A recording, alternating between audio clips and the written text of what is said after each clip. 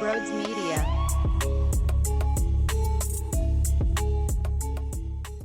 This may be the best baseball team of all time. How can you argue against it? They don't know how to lose. They don't lose. Kody Clemens in the ninth inning in a 3-2 ball game ties it up, and Bryce Harper walks it off. That's what this unit does. That's how this clubhouse operates. And then Rob Thompson goes, yeah, let's put all of our lefties up top to face Trevor Williams, a right-handed pitcher who's got a sub-3 ERA. The dude can't even get out of the fifth inning. 4 1/3, 90-plus pitches, and 3 earned runs, which he doesn't give up. That's why his ERA is so strong. Let's load up those lefties, baby. Kyle Schwarber, Bryson Stott, and Bryce Harper as your 1, 2, 3. Then Alec Bohm, the guy who leads baseball in runs batted in, protects Harper. That's why you have to pitch to Bryce, and that's why you're able to score more runs, because pick your poison. You want it to be the guy that leads the entire league in getting runs across home plate, or Bryce Harper? Go ahead, because whichever one you pitch to is going to pants you. Not only does this team win games and win series, they sweep opponents like no other. And that's why when the Braves broadcast is talking about how good the Phillies are, but they barely play teams over 500, yet then they proceed to lose to the San Diego Padres. Fuck you! I'm done with your shit. It's the best baseball team on planet Earth, and I want everybody to enjoy it.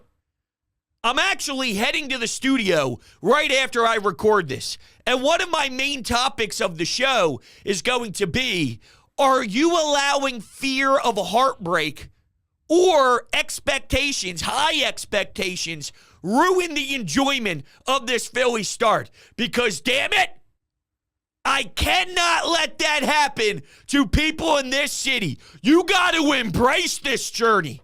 They're everything you ask them to be. Before a season starts, don't you ask them to be the greatest team in the league? And that's what they're putting on display night in and night out. I saw Bob Wanko of Crossing Broad throw out the stats of this team's starting rotation because Christopher Sanchez goes in this series, right? You want to know what he put up there? I'll tell you for free. He gives you a nice little... Hold on, sorry, that's Aaron Nola that gave them 7 innings, pitched 2 earned runs. And unfortunately, Bryce Harper, his one uncomfortable spot over at first base is when it's in between first and second, and sometimes he drags too far over to the right, which then led him to throwing the ball a little off target to Aaron Nola, and then a home run was allowed. Look, I don't love the fact that Aaron Nola allows balls to leave the ballpark like he does, but you give me 7 innings pitched of 2 earned run ball, and your entire starting pitching staff, you have multiple guys, 4 to be exact, in the top 20 of ERA. 4 of your starters in the top 20. They are a unit. Kody Clemens. you name it. You get it. It's unreal.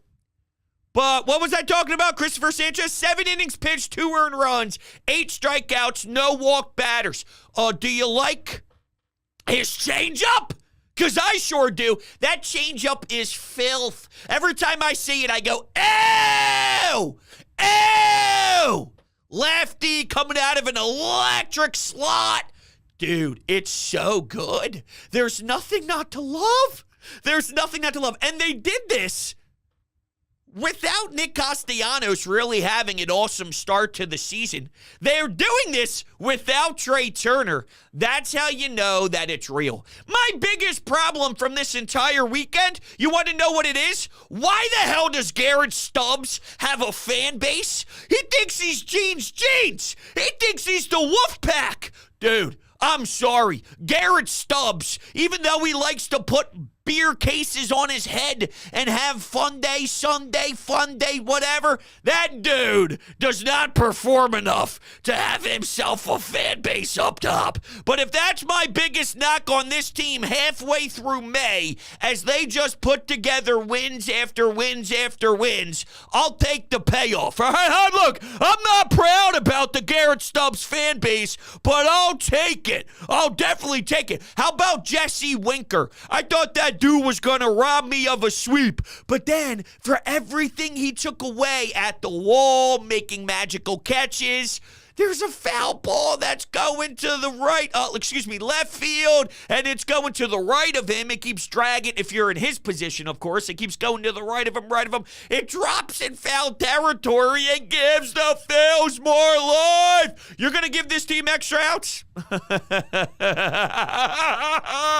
Yeah, give this team more outs. I'll show you exactly what's going to happen. You're getting swept. Your ass is going home without a fucking win because this team is different. This team is wired different, baby. They show up to the ballpark with the idea of there's no way in hell that we are losing. There's just no way. They could be down 3 runs with 1 inning to go, and you got to make sure that you play the game as hard as hell, because one slip up, one little, you could even play the game perfectly.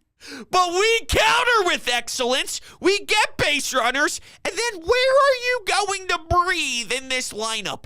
Because there's some days where Nick actually does shine. And when that day happens, it's even easier because you got it from a good portion of people. Bohm with the late 3-run jack. Harper sends one into the outfield. Clemens just constant hits. And then Nick Castellanos throws in a multi-hit game as well.